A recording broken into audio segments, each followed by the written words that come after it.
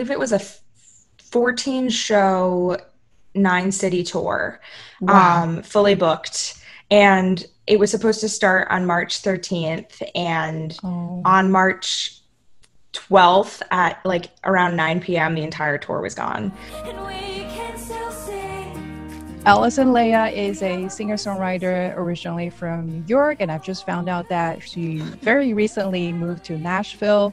One of her latest releases, called We Can Still Sing, was crowned the winner of Indie Summer Song 2020. And I had the privilege of joining my fellow judges in deciding which song deserved that title. We hopped on a call, and it did not last more than 5 minutes because it was a unanimous decision from the start. We all just said, which one's yours? And then we all said the same song.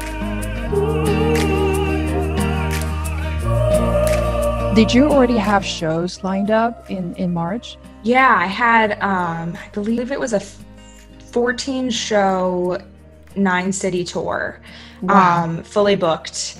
And it was supposed to start on March 13th. And Oh. on March 12th at like around 9 p.m., the entire tour was gone. So it wasn't just that I was like, losing the shows and losing the connection with people that I had planned for, but I also was like, where do I stay tonight? Like just that kind of like, do I go back to New York? Do I stay in like Nashville? Where do I go? I was really in a frenzy and was like in a state of disbelief, but also had to cancel my hotels and was also driving like 13 hours that day. And so honestly, like I called my family and I called like a couple of my friends and my boyfriend and was just like, can you just like help me? Because I can't like call all of these like airlines, hotels, like I can't do it all. It took, probably 4 months to plan the whole tour. So I had a day to get everything 2 months canceled. ago, I wrote a note about my hopes and my goals and dreams. Tell me about what you did during this time now that no shows were happening and you were just stuck at home.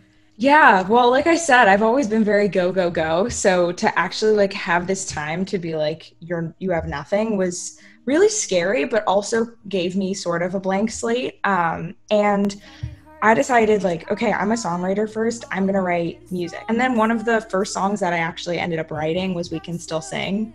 And one of the reasons why I really loved it is the fact that it started out with, well, I had every day planned, and now what's going to happen with that, We Can Still Sing, that refrain. It really shows the positive side of your thinking, like, okay, there are things that we can still appreciate. Well, there are people suffering, but I can appreciate what I have right now. Well, thank you.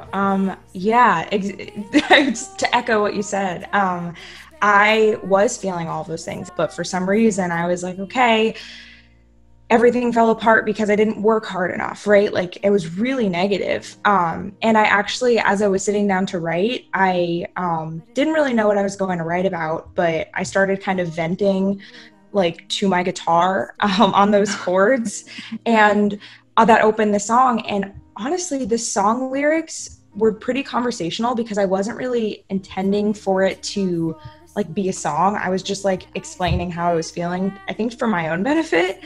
And then I stopped writing for a second and I picked up my phone, right? I started scrolling through Instagram, and that's actually when I saw one of those viral videos that came out of Europe where people were singing from their balconies. And I was just so moved by it.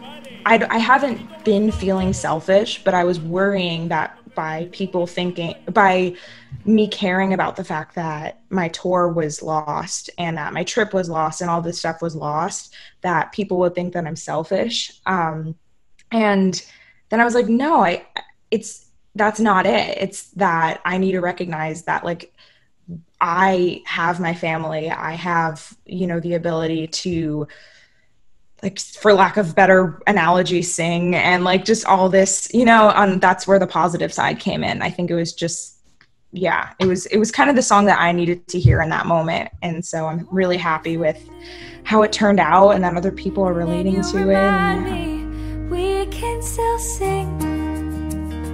We have our voices, you and me. We have a home beneath our feet and a family, and we can still hope. One day when this is over, we will joke of all that time we spent inside and how beside ourselves we